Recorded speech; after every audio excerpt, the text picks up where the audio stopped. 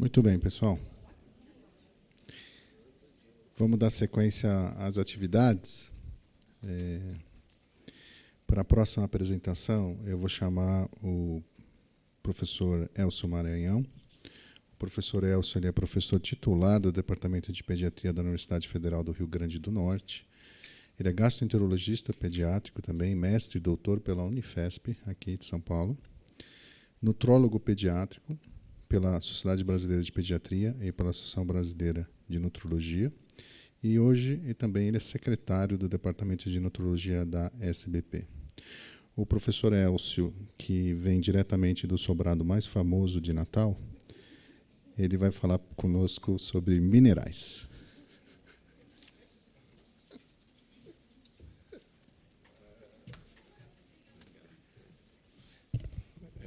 Bom dia a todos.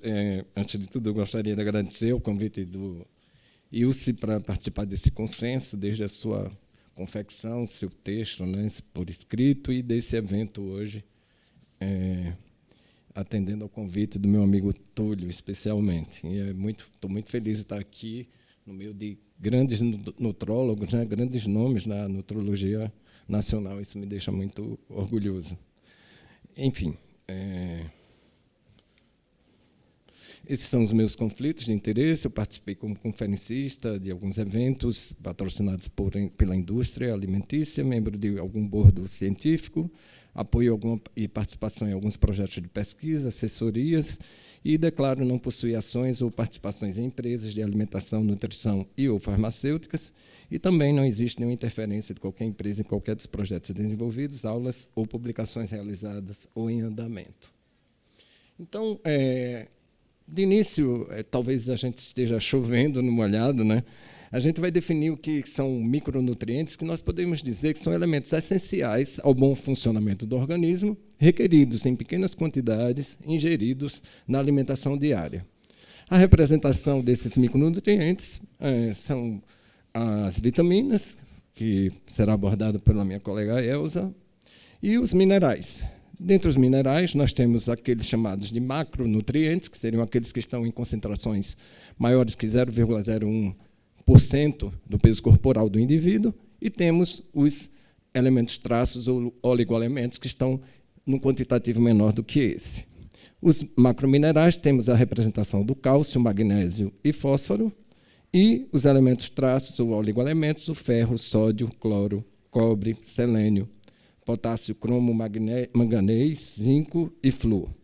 Vários fatores podem influenciar as necessidades dietéticas desses minerais, como a biodisponibilidade, a capacidade de armazenamento, as fases da vida em que, por vezes, ele se torna mais necessário, de crescimento, né, como na infância e adolescência, até na gravidez, interações com medicamentos, ocorrências de doenças, como os erros inatos do metabolismo e as síndromes de má absorção, e, por fim, os hábitos e estilos de vida, e aqui incluindo o vegetarianismo, que é onde nós chegamos, o motivo da nossa discussão.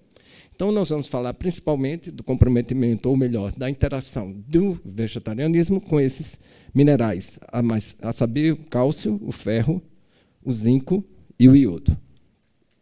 Em relação ao ferro, sabe-se que o ferro ele é essencial para vários processos metabólicos do organismo, como transferência de elétrons, metabolismo oxidativo, produção de energia, função mitocondrial, reparação e replicação de ácidos nucleicos, produção de neurotransmissores. E sua deficiência seria a causa mais comum de anemia na infância, proporcionada por essa ingestão insuficiente de ferro para suprir a demanda para a síntese de hemoglobinas e de eritrócitos.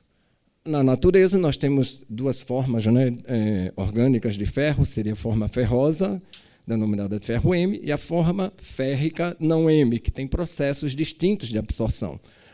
A forma férrica, no caso não M, ela precisaria de ser reduzida para a forma ferrosa, a fim de ser absorvida, e essa conversão e absorção desse ferro não M, ela vai depender de agentes facilitadores, que podem ser endógenos, como, por exemplo, o ácido clorídrico, fatores dietéticos, como o ácido ascórbico, frutose, citrato, carotenoides, alguns aminoácidos, como lisina, cisteína e histidina, e a própria vitamina A.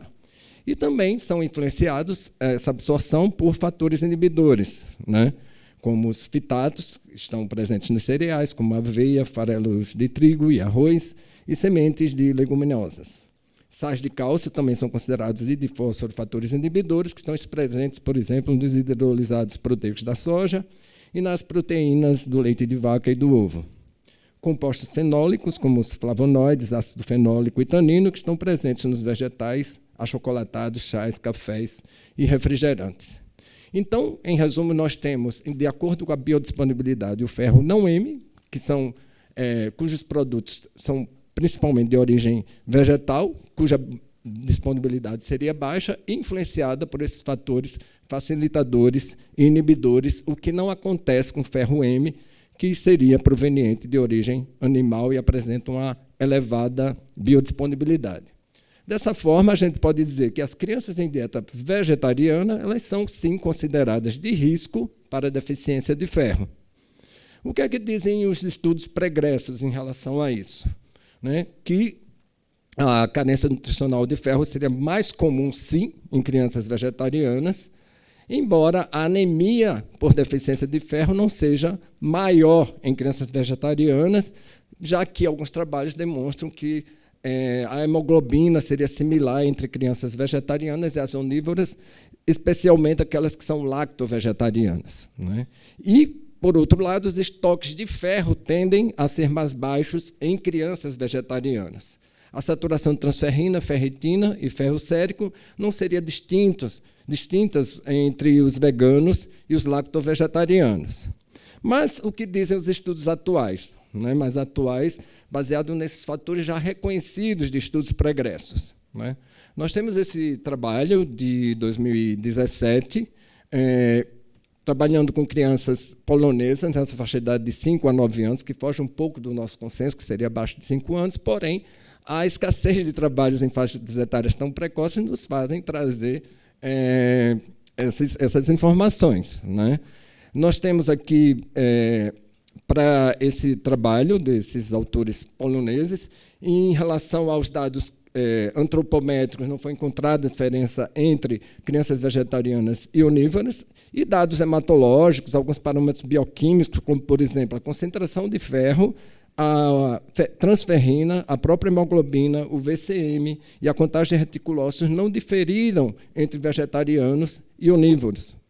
Porém, a ferritina, sim, o quantitativo de ferritina foi maior em crianças onívoras do que em crianças vegetarianas.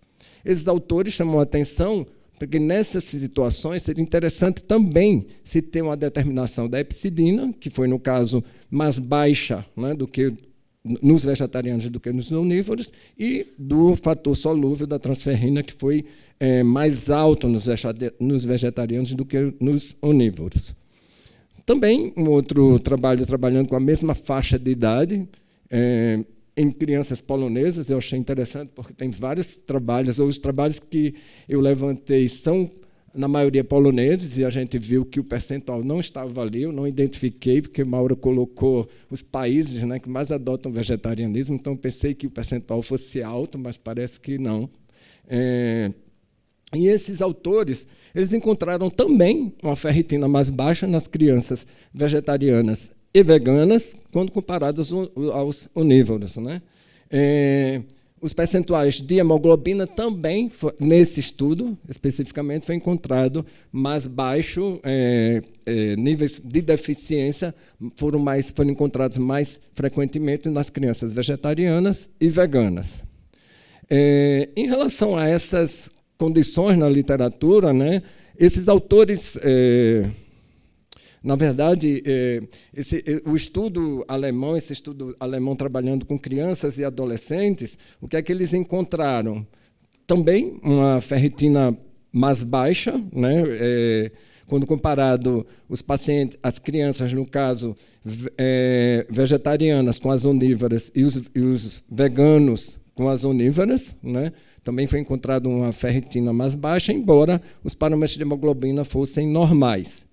Em função dessas divergências que nós encontramos na literatura, esses autores, que são do Comitê Nacional de Nutrição da Sociedade Argentina de Pediatria, eles dizem que Embora as dietas vegetarianas potencialmente apresentem risco de deficiência de ferro, há dificuldade em se comparar as publicações devido a essas diferentes definições das dietas, os diversos pontos de corte para estimar a deficiência e o uso de distintos marcadores de avaliação. Isso traz essa divergência dos dados na literatura.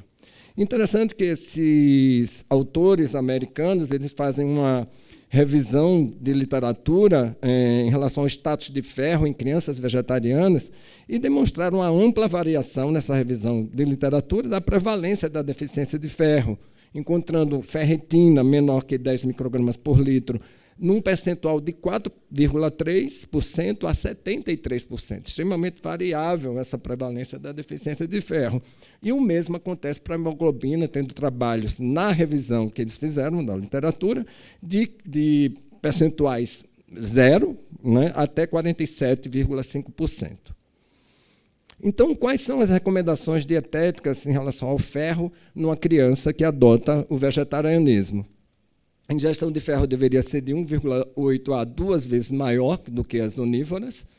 Atentar para os fatores inibidores e os fatores facilitadores, a fim de que se possa fazer uma orientação mais adequada desses cardápios. Os métodos de preparo, que podem aumentar a biodisponibilidade, podem ser adotados no sentido de diminuir esses fitatos, como, por exemplo, colocar o feijão de molho antes de cozinhar, fermentar a proteína da soja, como são exemplos do miso e do tempê.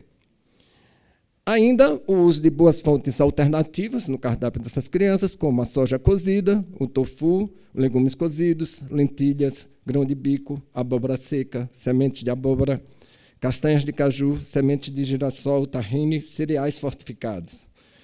E essas medidas, né, de preparo podem dispor dieta com teor melhor ou de ferro mais biodisponível, né? Embora parte dos vegetarianos sejam contrários ao uso desse processamento, prefiram alimentos crus e não refinados, o que levaria a uma maior possibilidade de terem deficiência de ferro. É interessante se monitorar o estado do ferro na criança vegetariana. Essa monitorização periódica seria para detecção precoce e intervenção, se necessário, né?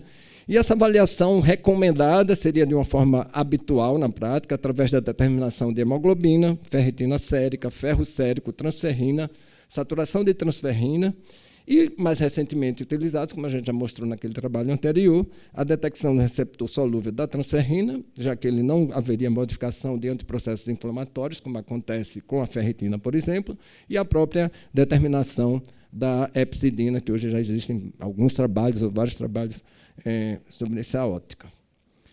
Enfim, passando para o zinco,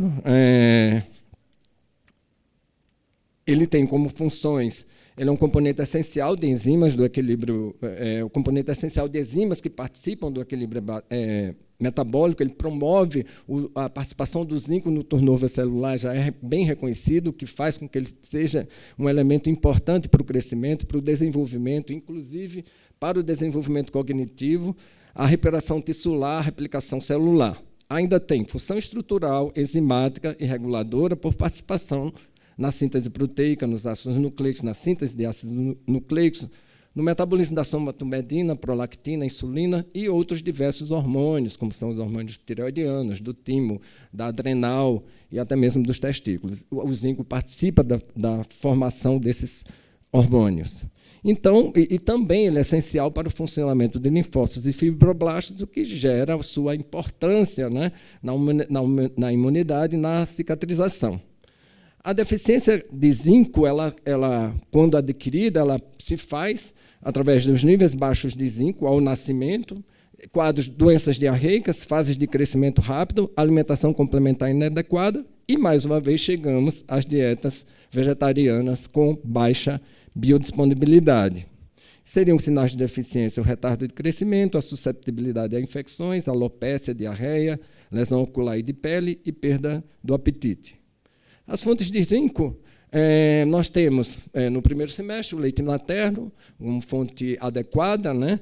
Mas, a partir desse primeiro semestre, seria necessário a introdução da alimentação complementar como fonte de zinco. Tá? E essas principais fontes vêm de produtos animais, como as carnes, os ovos, leites e crustáceos. Né?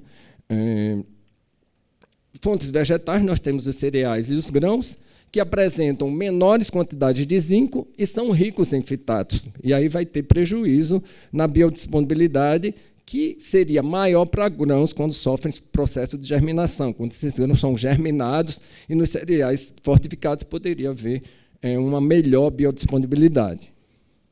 Boas fontes vegetais para crianças vegetarianas seriam a soja cozida ou torrada, o tofu, as carnes vegetarianas fortificadas, os feijões cozidos, as lentilhas, o feijão marinho, que é um feijão eu não conhecia, é uma espécie de feijão branco, sementes de abóbora, castanhas de caju, sementes de girassol torradas, cereais fortificados e ervilhas cozidas. Aqui a gente tem um quadro, né, demonstrando o teor de zinco em alguns alimentos. Os cereais matinais de milho, 7,6 para cada 100 gramas de alimento, a castanha de caju torrada, a farinha de soja, a linhaça em semente, o feijão preto cru, menos do que os outros anteriores, o grão de bico, a farinha de centeio integral, os pães integrais e a amêndoa, que pode ser estimulado esse consumo no cardápio dessas crianças. A relação de zinco e dietas vegetarianas, né? O que é que os estudos pregressos dizem? Que a ingestão de zinco de lactentes e pré-escolares vegetarianos seria semelhante às crianças onívoras em idades similares. Não haveria diferença significante entre na ingestão de zinco entre crianças vegetarianas e as onívoras. Algumas evidências já são demonstradas na literatura de concentrações séricas de zinco mais baixas em adolescentes, mas não em relação à sua ingestão.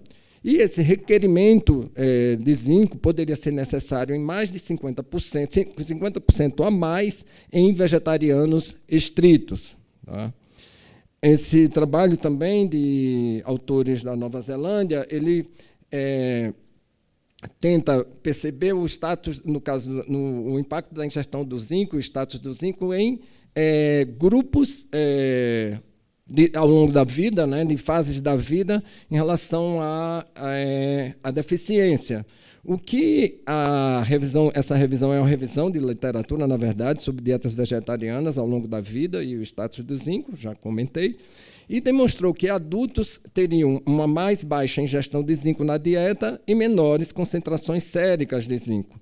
E esses grupos que supostamente seriam mais de risco, como os idosos, crianças, mulheres na gravidez e lactação, nessa revisão, esses autores não encontraram evidências suficientes de que esses grupos realmente apresentariam concentrações de zinco menores e uma mais baixa ingestão. O que os autores justificam seria que essas inconsistências poderiam ser advindas das variações nas definições dos distintos tipos de vegetarianismo, e o pequeno tamanho amostral, que é praticamente a regra nesses estudos. Né? Em relação ao cálcio, fui olhar meu tempo, tem demais. Metade do conteúdo mineral, o cálcio ele representa metade do conteúdo mineral do corpo, né? Os grandes reservatórios corporais são os ossos e os dentes, principalmente. O cálcio apresenta funções fisiológicas essenciais no crescimento, na coagulação sanguínea, na comunicação celular, na exocitose, na endocitose, na contração muscular e transmissão neuromuscular. A sua ingestão adequada promove o aumento de massa óssea, como todos nós já sabemos, e diminuição dos riscos de fraturas na adolescência e osteoporose na senilidade. E dietas com teores inadequados ou comprometimento da sua absorção levaria a alterações de crescimento e sintomas de raquitismo semelhantes à deficiência de vitamina D em crianças. As fontes de cálcio, as principais fontes são os leites e derivados, né? Temos outras fontes vegetais, como os vegetais folhosos, verde escuros, algumas frutas e oleaginosas, mas que, por sua baixa biodisponibilidade, eles não são substitutos adequados à alimentação láctea. essa redução da biodisponibilidade nesse cálcio presente nas fontes vegetais se deve muito à presença dos oxalatos, presentes nas frutas, nos vegetais, legumes e grãos, e dos fitatos, presentes nos cereais, com alto teor de fibra, legumes e sementes. Boas fontes de cálcio vegetal, seriam o brócolis, o repolho, o acouve, quiabo, produtos fortificados à base de soja, e aí a gente já teve aquela pergunta, né, de produtos, as bebidas à base de soja, elas poderiam ser utilizadas sim, né, mas na sua faixa de idade adequada. O figo seco, amêndoas, cereais fortificados, já falei, figo seco, amêndoas, o tahine com gergelim. Eu procurei ilustrar aqui para a gente fixar melhor essas fontes. E se reconhece que a orientação em relação ao cálcio específica, né, por profissionais da nutrição é super importante, especialmente para grupos com hábitos vegetarianos mais estritos. A gente percebe isso quando vê essa tabela, né, de biodisponibilidade do cálcio em alguns alimentos, quando comparados ao leite. A gente vê, se a gente julgar a biodisponibilidade do cálcio no leite de 100%, a gente vê que, apesar de algumas fontes vegetais, como é o caso do feijão branco, ter um teor de cálcio alto, a biodisponibilidade é baixa, né? Assim acontece com o couve, que tem uma biodisponibilidade maior, com o tofu, com o brócolis cozido, que é muito utilizado, né, nas dietas quando se quer uma ingestão maior de cálcio. Eles têm um teor de cálcio até não tão no quantitativo alto como esses outros produtos anteriores, porém tem uma biodisponibilidade que é melhor, né? Em relação àquelas crianças que fazem dieta vegetariana e sua relação com o cálcio, né?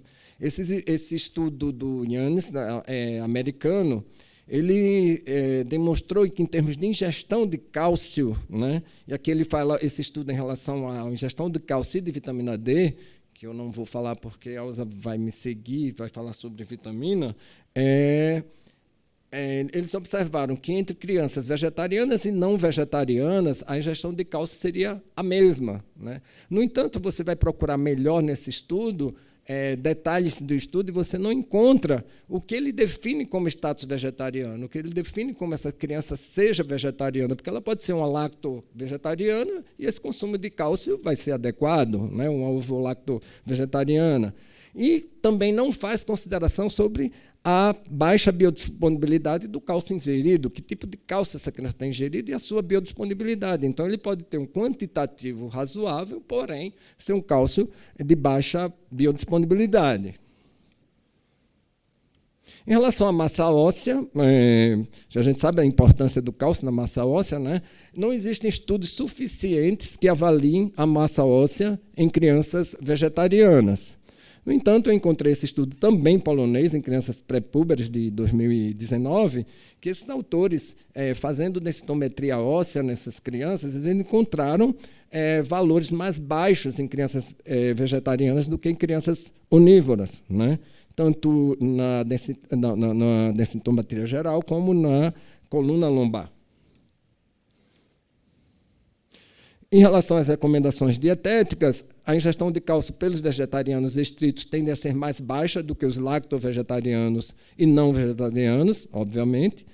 Devido às diferenças na quantidade de cálcio ingerido e na biodisponibilidade, os vegetarianos devem consumir em torno de 25% a mais dos requerimentos de cálcio e incluir alimentos fortificados na dieta. Isso vai ser falado quando se falar em fortificação e suplementação, acho que é uma das últimas conferências da tarde.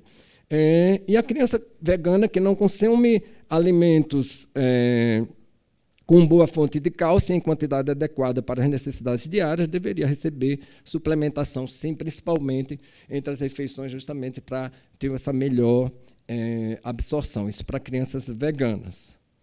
E os requerimentos, devido justamente a esses requerimentos diários para a criança que tem esse vegetarianismo mais estrito, dificilmente serem cobertos, né, sem a ingestão de leite e de derivados. Em relação a leite de mães veganas, se ele seria saudável, né, também cabe essa pergunta. E os estudos, alguns estudos, vai mais um estudo polonês, eles demonstram que mães, quando bem nutridas, não vegetarianas, vegetarianas e veganas, elas produziriam leite materno de valor nutricional comparável. Tá?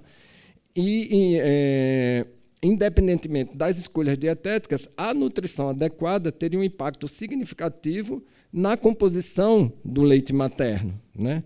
Eles consideram, nessa revisão sistemática, o trabalho é uma revisão sistemática, que mães vegetarianas e veganas que recebem a suplementação apropriada para suas necessidades de lactantes são capazes de produzir leite nutricionalmente equilibrado, sem diferenças significantes quanto à composição de cálcio quando comparada às onívoras.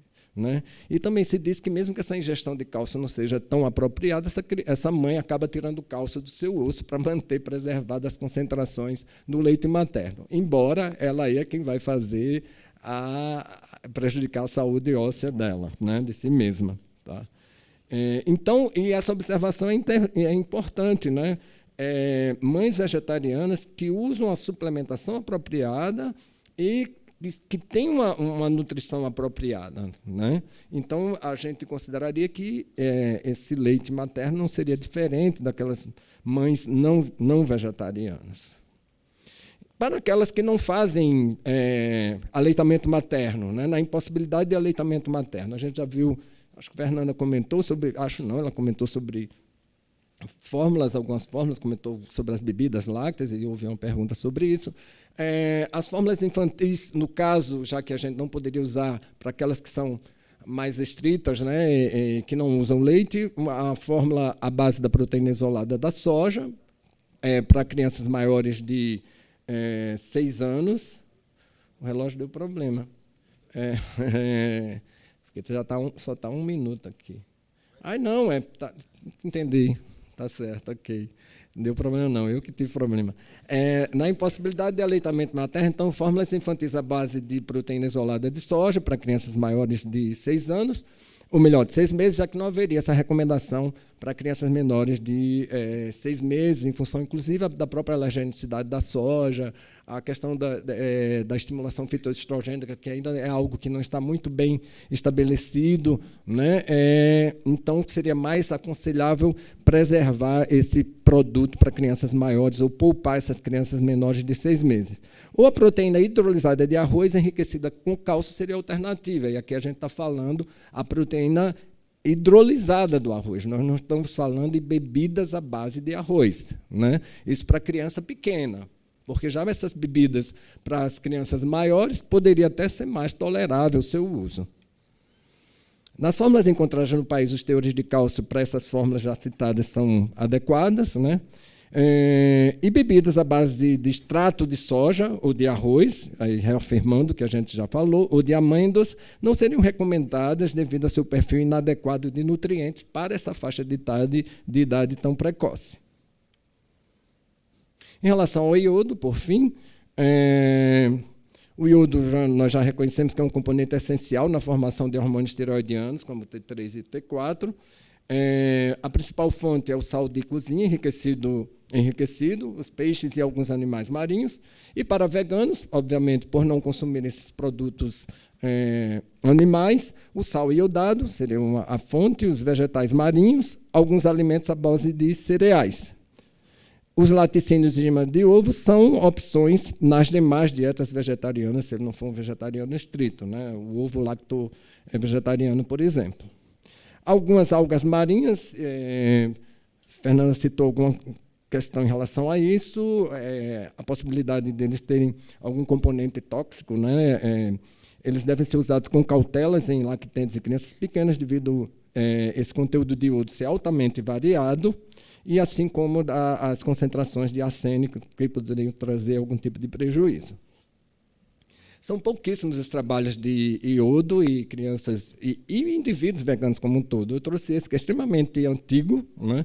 É um estudo de uma inglesa e colaboradores, em que eles dizem, já naquela época, em 96, que havia um número limitado de estudos com iodo e dieta vegetariana. Os veganos são indivíduos de risco para baixa ingestão de iodo e até o consumo excessivo, especialmente se essas crianças usam suplementação, se esses indivíduos, melhor falando, usam suplementação, porque esse material, esse trabalho não é especificamente em crianças.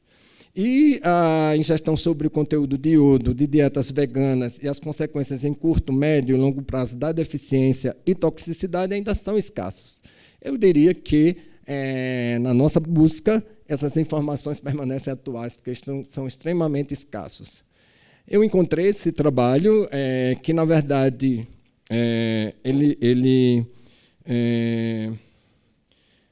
objetiva ver a probabilidade de adequação do iodo em dietas de determinadas populações ou de populações definidas, que tem, dentre essas populações, crianças de 3 a 9 anos, adolescentes, adultos, idosos, mulheres grávidas, ovo-lacto-vegetarianos e veganos, que não especificamente aqui são crianças. Eu não consegui perceber quem ele incluía, seria todo e qualquer indivíduo que seria vegano ou ovo-lacto-vegetariano no trabalho. O que eles encontraram que a maior probabilidade de adequação de iodo seria justamente nas crianças de 3 a 9 anos.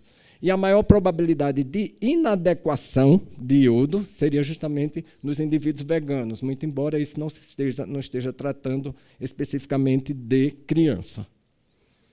Enfim, como conclusão, nós temos que, em relação ao ferro, crianças em dieta vegetariana são consideradas de risco para a deficiência de ferro, devem receber dieta com oferta de ferro até 2 vezes maior do que os onívoros, nós vamos ter uma palestra sobre isso no final. É importante reconhecer fatores inibidores e facilitadores da absorção do ferro não M para melhores estratégias de orientação. O uso de boas fontes alternativas de ferro é essencial. A monitorização periódica do status do ferro é recomendável para a detecção precoce da deficiência e sua intervenção. Em relação ao zinco, a ingestão de zinco em lactentes e pré-escolares vegetarianos parece ser similar às crianças onívoras. A dieta vegetariana pode ser causa de deficiência de zinco, apesar disso, e deve-se priorizar as boas fontes vegetais com melhor biodisponibilidade, como os grãos germinados e cereais fortificados. As necessidades dos requerimentos de zinco podem ser até 50% maiores em crianças vegetarianas estritas. Ao cálcio, deve-se dar atenção à baixa biodisponibilidade em grande parte dos produtos vegetais, devido à presença de fitatos e oxalatos, a tendência de menor ingestão de cálcio em vegetarianos estritos do que em lacto-vegetarianos e não vegetarianos. Embora não existam evidências de comprometimento da massa óssea, pode haver menor densidade mineral óssea em vegetarianos quando comparado aos onívoros. Os vegetarianos devem consumir em torno de 20% a mais dos requerimentos de cálcio e alimentos fortificados. A criança vegana que não consome alimentos com boa fonte de cálcio e em quantidade adequada para as necessidades diárias deve receber suplementação. Para crianças com hábitos vegetarianos estritos, a orientação específica por profissional da saúde e da nutrição é essencial. Quanto ao iodo, os veganos são de risco para baixa ingestão de iodo e até para o consumo excessivo, especialmente se eles usam suplementação dietética.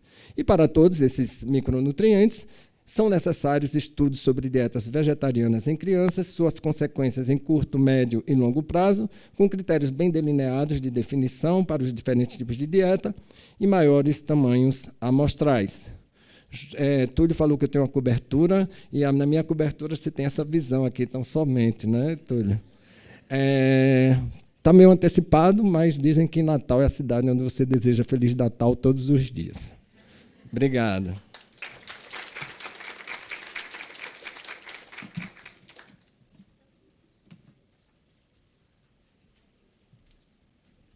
Muito bem, obrigado.